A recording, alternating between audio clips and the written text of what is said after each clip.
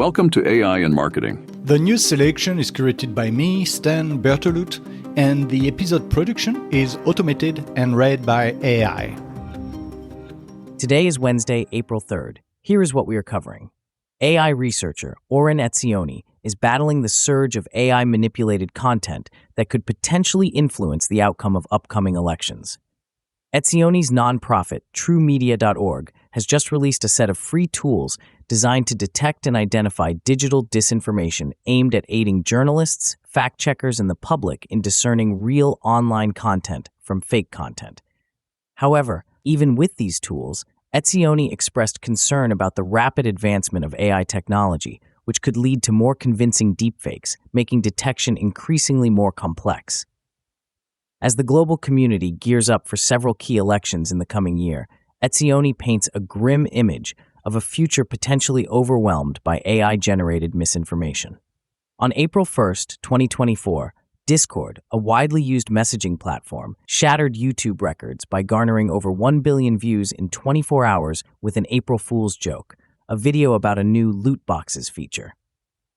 Despite the video only being 18 seconds long and the feature not being serious, it attracted an unprecedented number of views, surpassing the records held by popular YouTuber MrBeast and Grand Theft Auto 6 trailer. Speculations suggest this anomaly occurred due to the video being embedded in a pop-up and auto-playing on loop on Discord, unintentionally functioning like a working YouTube view bot, as described by software developer Marvin Witt. In a recent verdict, the estate of famed comedian George Carlin has settled a podcast that utilized artificial intelligence to recreate his voice. It indicates the new legal terrain being navigated as AI technology allows for the digital resurrection of voices. With this case, legal and ethical lines are getting defined around the issues of voice rights and posthumous digital representation. Renowned musicians including Billie Eilish, Nicki Minaj, and Stevie Wonder are rallying together to demand greater defense against artificial intelligence. Deepfake technology, which uses AI to manipulate voices and faces, threatens the authenticity of their music and potential licensing issues. Their request illustrates the urgent need for updated copyright laws to address the evolving challenges posed by technological advancement.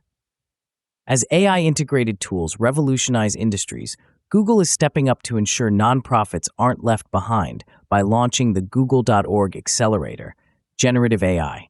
The 6-month crash course supports high-impact nonprofits with both funding and education, helping the organizations integrate AI-powered tools into their operations. This includes projects such as AI-powered assistants, search interfaces, and even chatbots designed for non-English speakers. The US and UK have partnered to address safety risks associated with advanced AI models, requiring companies to report safety test results and allow the vetting of their tools. The two nations will also collaborate on research, personnel exchanges, and information sharing through this agreement. This comes as part of a global move towards stringent AI regulations, with the EU also recently passing comprehensive regulations on AI safety standards. I hope you've enjoyed this episode of AI in Marketing. If you want to learn more about these stories, check out the episode's note. If you want to learn about the many usage of podcast automation, or if you too want to produce your own AI-generated short-form podcast, contact us at nitromarketing.com. That's NYTRO marketing.com. And be sure to subscribe to this show on your favorite podcast platform so you never miss an episode. See you tomorrow for more AI, marketing, and tech news.